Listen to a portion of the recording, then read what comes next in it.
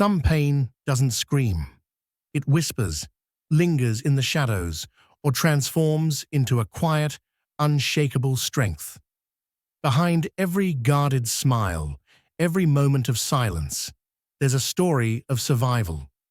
Carl Jung, the genius behind Jungian psychology, taught us that unhealed trauma doesn't just fade, it becomes behavior. It shapes how we love, how we trust, how we carry ourselves in the world.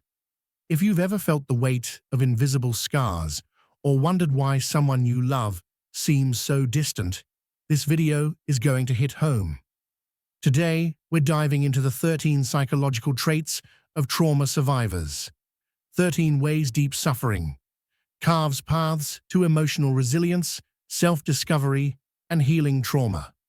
Stay with me until the end, because understanding these traits isn't just insight, it's a doorway to emotional healing for you or someone you care about. Let's start with why these traits matter. Trauma isn't always loud or obvious. It's not a scar you can point to. It's a wound in the psyche, what Jung called a psychic wound that bleeds silently inside. When it's ignored, it doesn't disappear. It reshapes how we exist. Some people become hyper-independent, others overly empathetic, but every trait tells a story. The world demands we perform, keep smiling, and push forward, but it rarely teaches us how to listen to our pain. This video isn't here to judge. It's here to help you see with empathy, to awaken awareness, and to turn silent suffering into a journey of personal growth. As we go through these 13 traits, you might see yourself in them, or maybe you'll think of someone you love. If you feel a lump in your throat or a tug at your heart, don't be surprised. That's your soul saying, I recognize this. Let's begin. First, hyperindependence, the armor of solitude. Some people build walls so high they become their own fortress. They've learned that depending on others is dangerous. Maybe a child begged for help and got rejection, or an adult trusted someone only to be betrayed. Jung called this the false self, a shield the psyche builds to survive when being vulnerable feels too risky. From the outside, they look impressive, decisive, capable, unbreakable. But inside, they're carrying a weight heavier than stone. They refuse to ask for help, not because they don't need it, but because they've forgotten how to trust without fear. It's exhausting, and it pushes people away. Relationships feel like threats, vulnerability like surrender. But deep down, they crave connection. Healing trauma here means taking small risks, letting someone in, even just a little. Hyperindependence isn't freedom, it's a prison, and you hold the key. Next, excessive empathy, feeling the world's pain. Have you ever met someone who seems to carry everyone's emotions? Trauma survivors often develop this trait as a survival tool. As kids, they learned to scan rooms like detectives, picking up on a raised voice or a cold glance to stay safe. They became emotional antennas, tuned to others' pain to avoid danger. Jung called this projection, where we see in others what we haven't faced in ourselves. These empaths give endlessly. They listen, they advise, they care. But they rarely get the same in return. They're everyone's rock, but alone, they crumble. This empathy, born from fear, is a gift that drains them. Healing starts by turning that compassion inward. You don't have to save the world to deserve love. You just have to save yourself first. Then, there's the fear of true relationships, when love feels like a battlefield.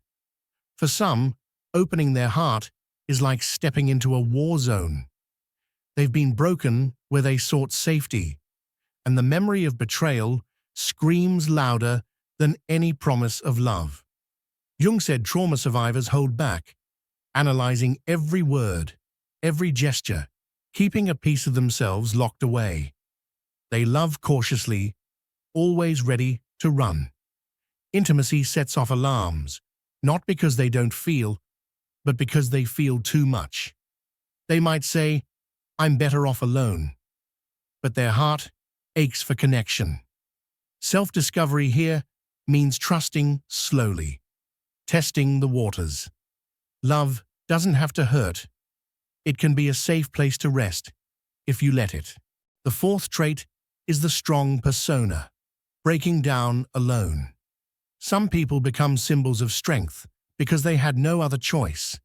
They face a crumbling world with a steady voice and an unwavering gaze, but when no one's watching, they unravel. In the shower, on the drive home, or in the quiet of night, the tears fall. Jung saw this as containment, not stability. They're terrified of falling apart in front of others, so life becomes a performance. They hold everything together, but the cracks keep growing. Mental health awareness tells us no one should carry it all alone. Healing begins by sharing the load, even with just one person you trust. Strength isn't hiding your pain. It's having the courage to feel it. Fifth, hypersensitivity to stimuli, a world on high alert. For some trauma survivors, the world is too loud, too bright, too overwhelming. A sudden noise, a crowded room, or a tense conversation can feel like an attack. This isn't weakness. It's a nervous system stuck in survival mode, always braced for danger. Jung linked this to unprocessed trauma, where the psyche stays on guard. These survivors are intuitive, noticing subtleties others miss, but it's exhausting. A party drains them. A casual comment stings like a wound. Trauma recovery means creating safe spaces, quiet corners, deep breaths, or mindfulness practices. This sensitivity is a gift when understood, but a burden when ignored. Sixth, the need for control, taming chaos. When life feels like a storm, control becomes an anchor. Trauma survivors who faced abuse, loss, or betrayal learn to plan every step, anticipate every outcome. A surprise isn't exciting, it's a threat. Jung saw this as a defense against helplessness. They overthink, triple-check, and struggle to delegate, not because they're rigid, but because they're scared of being caught off guard again. This control traps them, leaving them tired, always fixing, never resting. Personal growth means loosening that grip, trusting that not everything will fall apart. Healing is like stepping into the dark and finding it safe. Seventh, withdrawal into silence, the refuge of quiet. Silence isn't emptiness. It's a sanctuary for some trauma survivors. After enduring internal storms, they seek quiet to heal. A short chat, a walk alone, or a moment of solitude feels like medicine. Jung called this a psychic retreat, a process of death and rebirth. But silence can become a cage if it's all they know.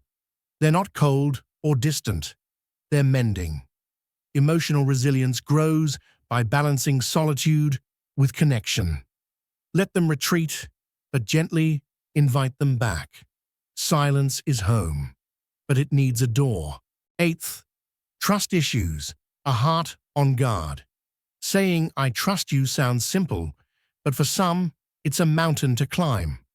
Trauma survivors who've been hurt where they felt safest filter every gesture, every word through doubt.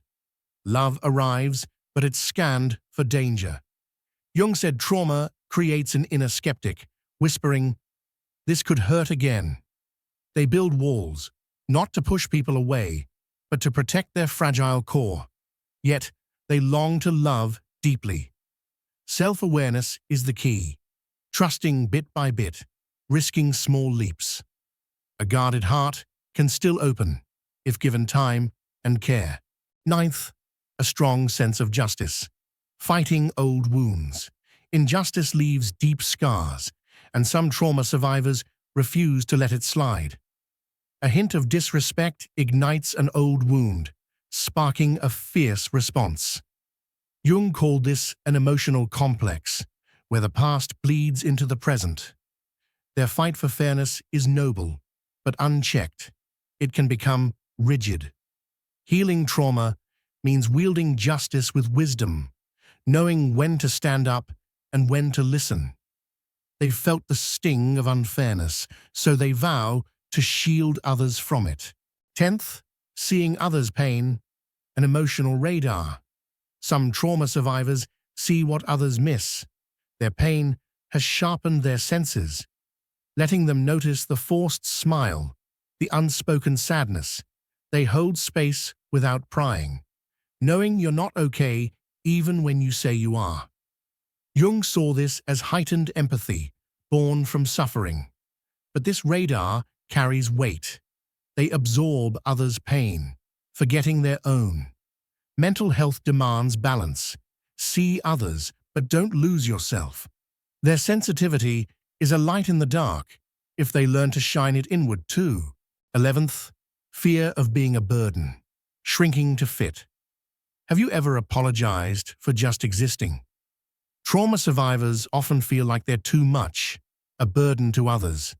They tiptoe through life, overgive, and shrink, terrified of taking up space. A small request feels like a crime, a moment of weakness, a failure. Jung called this unconscious guilt, rooted in deep wounds. They live to prove they're not too much, but it's exhausting.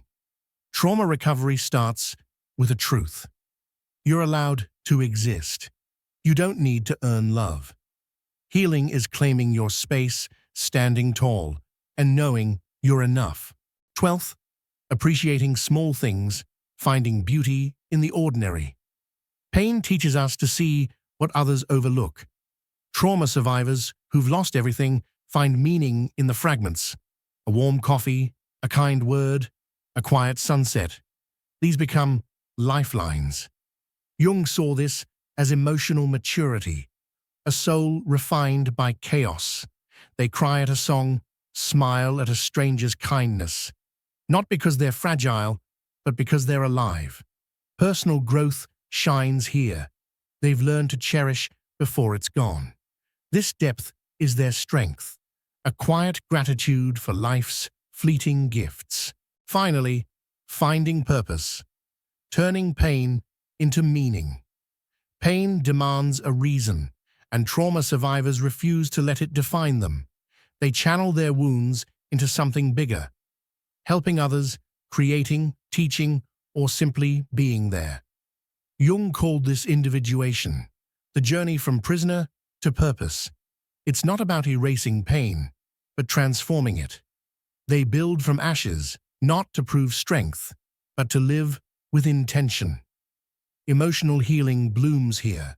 Pain becomes a path, and survival becomes a legacy.